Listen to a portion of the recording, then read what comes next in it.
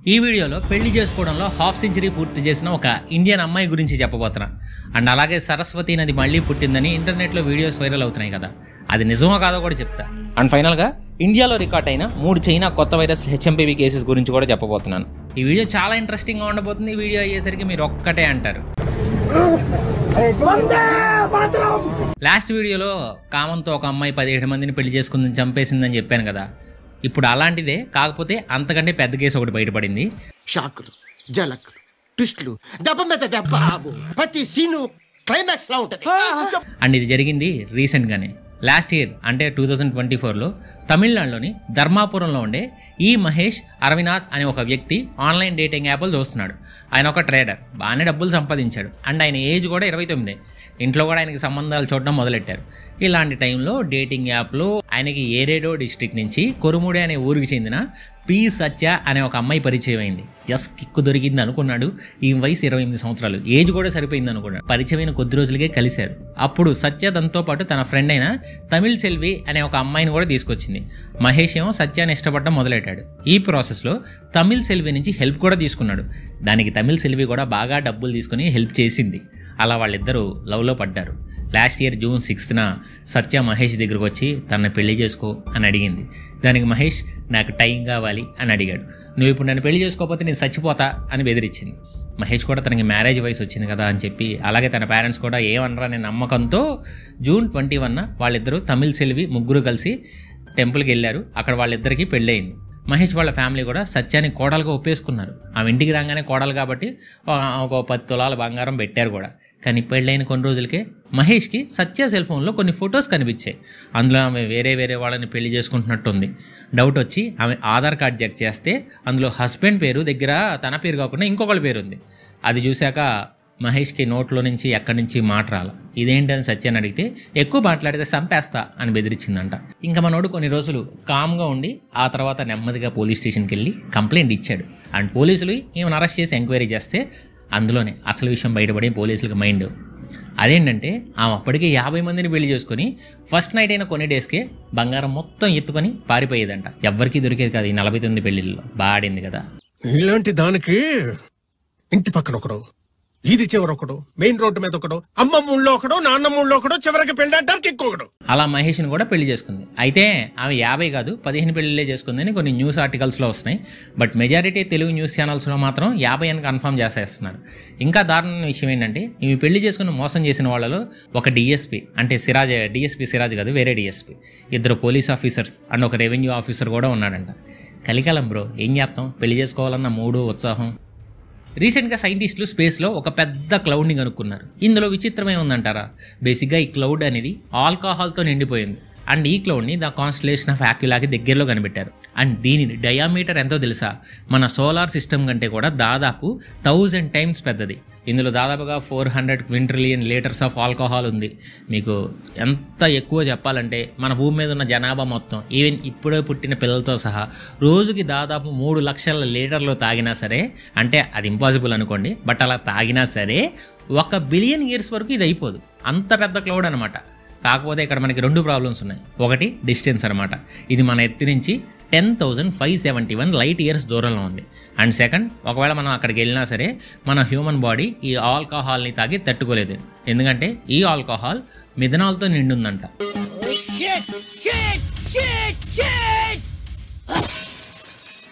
Earth మీద మనం ఈ కెమికల్ని antifreeze and windscreen లిక్విడ్తో వాడతాం. పొరపాటున మనం దీన్ని పెగ్గ 90 ml తాగామనుకోండి, ఫస్ట్ ఏంటంటే మన కళ్ళు పోతాయి. అంటే కళ్ళు పోతాయంటే చూపు పోద్ది. ఇంకా ఎక్కువ తాగితే మనమే పోతాం, మళ్ళీ తిరిగి రాలేము కూడా. అంతేకాకుండా ఈ క్లౌడ్ దాదాపు 488 బిలియన్ కిలోమీటర్స్ స్ప్రెడ్ అయ్యి ఉంది. అండ్ ఇందులో మెథనాల్తో పాటు 32 డిఫరెంట్ కెమికల్స్ ఉన్నాయంట. లైక్ కార్బన్ మోనాక్సైడ్ ఉంది, రుసిక్ యాసిడ్ ఉంది, అండ్ అమోనియా లాంటివి కూడా ఉన్నాయి. ఇవన్నీ మిక్స్ అయిందని మనం తాగామనుకోండి, సెకండ్లోనే పోవచ్చు. అయినా కానీ ఈ డిస్కవరీ ఇంపార్టెంటే.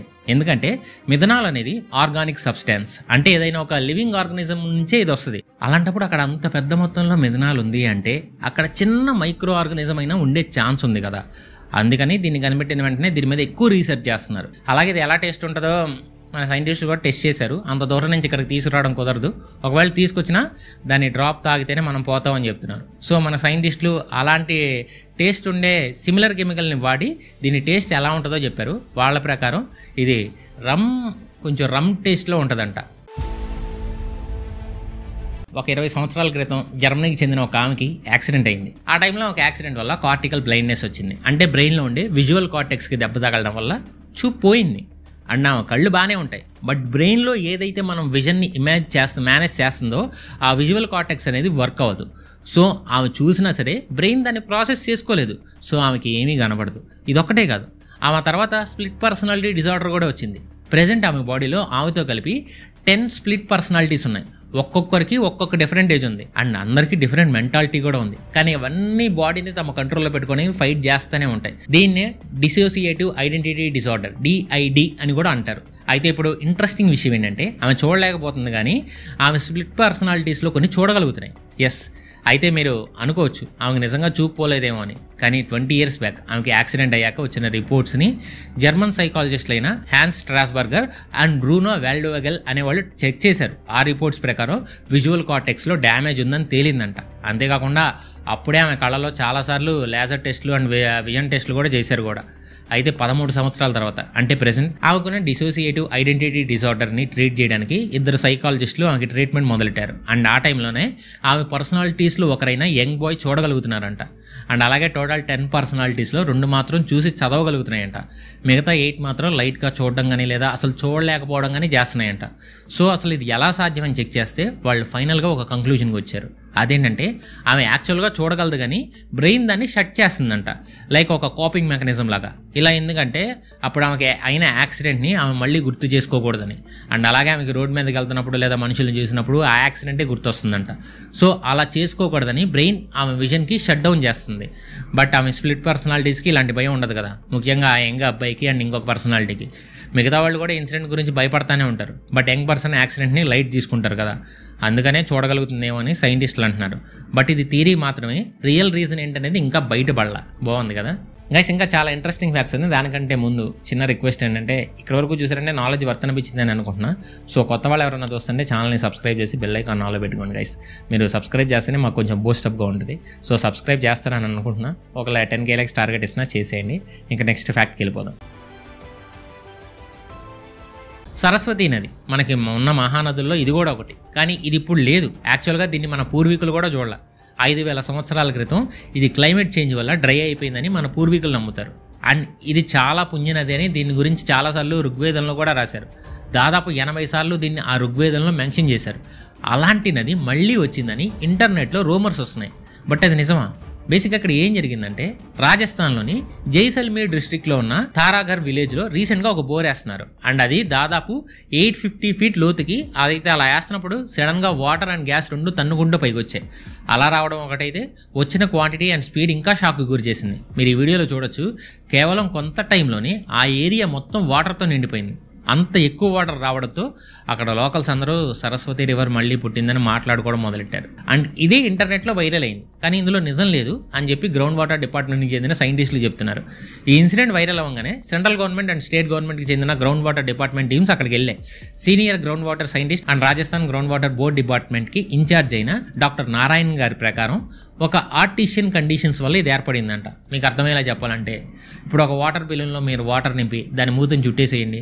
అండ్ అప్పుడు అది ఒక గుండు సూది పెట్టి గుచ్చితే వాటర్ బెలూన్లో అన్ని సైడ్స్ నుంచి హోల్ దగ్గరకు వచ్చి అక్కడ నుంచి ఫోర్స్గా బయటకు వస్తాయి కదా. ఇది కూడా అలాగే గ్రౌండ్ వాటర్ ఎక్కువగా స్టోర్ అయ్యి అండ్ ఎప్పుడైతే ఒక చోట హోల్ పడిందో చుట్టుపక్కల వాటర్ కూడా అక్కడి నుంచి హోల్ దగ్గరకు వచ్చి బయటకు వస్తున్నాయి. వాటర్ ఎక్కువగా ఉండడంతో ఫోర్స్ కూడా ఎక్కువ ఉంది అంతే అని చెప్తున్నాను. అలాగే 2 days తర్వాత ఇది కంట్రోల్ అయ్యిందంట. కానీ ఇప్పుడున్న బిగ్గెస్ట్ క్వశ్చన్ ఏంటంటే, అసలు ఈ వాటర్కి సరస్వతి రివర్కి ఏమైనా సంబంధం ఉందా అని. ఇండియాలో ఫస్ట్ HMPV కేసు రికార్డ్ అయింది. ఎస్, చైనాలో మొదలైన ఈ వైరస్ ఆల్రెడీ ఇండియాకు వచ్చేసింది ఈరోజే. అది కూడా the national centre for disease control NCDC వాళ్ళు ఇండియాలో ఇంకా ఎటువంటి కేసులు రిపోర్ట్ అవ్వలేదు, ప్రజలు ప్యానిక్ కావాల్సిన అవసరం లేదని చెప్పిన ఒక్కరోజు తర్వాత మన పక్క స్టేట్ అయిన కర్ణాటకలోని బెంగళూరులో 2 పిల్లలకి అండ్ గుజరాత్లో ఒక పాప లేదా బాబుకి ఈ HMPV పాజిటివ్ వచ్చిందని గవర్నమెంట్ అనౌన్స్ చేసింది. ఒకరేమో 3 months పాప, ఇంకొకరు 9 months బాబు. అండ్ వీళ్ళిద్దరూ బాప్టిస్ట్ హాస్పిటల్లోనే అడ్మిట్ అయ్యి ఉన్నారు. అండ్ వీళ్ళిద్దరికి బ్రోంకో నిమోనియా అనే ఒక రోగం ఆల్రెడీ ఉంది. అదేంటంటే మన లంగ్స్ ఉంటాయి కదా, దానికి అటాచ్ అయ్యి కొన్ని ట్యూబ్స్ ఉంటాయి, వాటినే బ్రాంచియల్ ట్యూబ్స్ అని అంటారు. ఈ ట్యూబ్స్లో అండ్ లంగ్స్లో ఇన్ఫెక్షన్ రావడాన్ని బ్రోంకో న్యూమోనియా అని కూడా అంటారు. ఇక్కడ మొదట జాన్ తోడ్న కన్ఫర్మ్ చేశారు. అదే హాస్పిటల్లో బ్రోంకో న్యూమోనియాతో బాధపడుతున్న 3 ఏళ్ల పాపను కూడా అడ్మిట్ చేశారు. అండ్ ఆ పాప కూడా ఈ వైరస్ వచ్చిందని నిన్న కన్ఫర్మ్ అయింది. అండ్ ఇప్పుడు ఇద్దరు రికవర్ అవుతున్నారని గవర్నమెంట్ అనౌన్స్ చేసింది.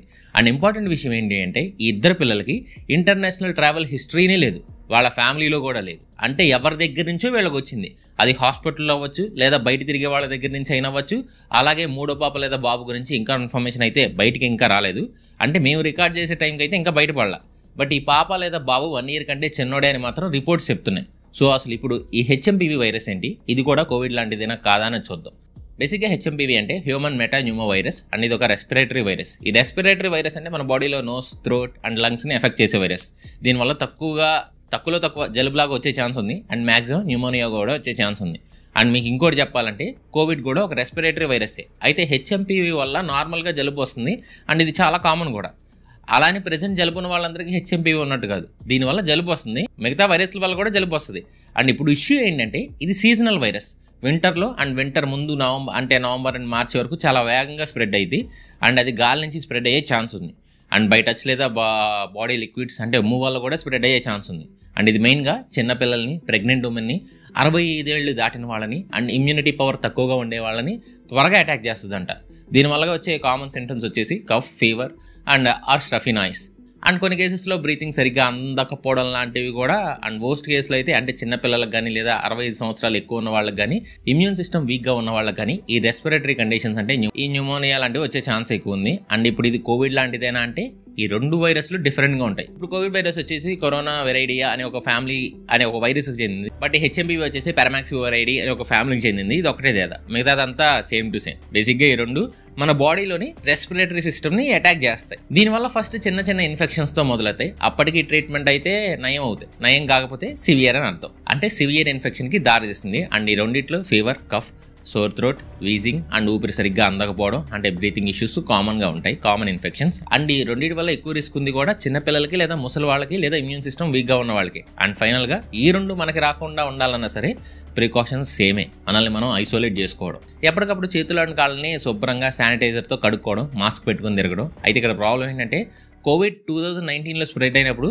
దానికి వ్యాక్సిన్ లేకపోయినా కనీసం ట్రీట్మెంట్ మెథడ్స్ అయితే ఉన్నాయి.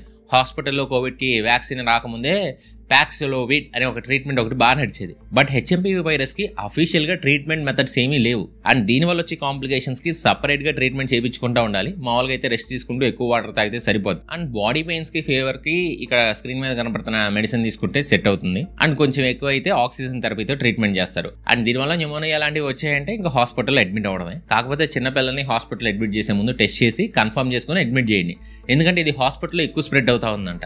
సో ముందు దీనికి హెచ్ఎంపివి PCR టెస్ట్ అని, అలాగే ర్యాపిడ్ యాంటీజెన్ టెస్ట్, ఫైనల్గా బ్రోచియోస్కోపీ లాంటి టెస్ట్లు ఉంటాయి. ఇవి చేయించుకొని హెచ్ఎంపివి ఉంది అని కన్ఫర్మ్ అయితేనే అప్పుడు హాస్పిటల్ అడ్మిట్ అవ్వండి. ఇది యాక్చువల్గా కోవిడ్ అంత డేంజర్ కాకపోయినా దీనికి సరైన ట్రీట్మెంట్ కానీ వ్యాక్సిన్ కానీ అందుబాటులో లేకపోవడం వల్ల రిస్క్ ఎక్కువ ఉంటుంది. అండ్ దీనికి వ్యాక్సిన్ లేకపోవడానికి రీజన్ దీన్ని 2001లోనే మనుషులు కనిపెట్టారు. అప్పటిదాకా ఇది బోర్డ్స్లో AMPV అనే పేరుతో ఉండేది. అండ్ ఇది బోర్డ్స్ నుండి మనుషులకి ఎలా వచ్చిందో ఎంతవరకు తెలియలా. సో దీనికి ఇంకా వ్యాక్సిన్ అయితే ప్రెజెంట్ లేదు. అండ్ ముఖ్యంగా చెప్తున్నాను, ప్రెగ్నెంట్ ఉమెన్, చిన్నపిల్లలు చాలా జాగ్రత్తగా చూసుకోండి.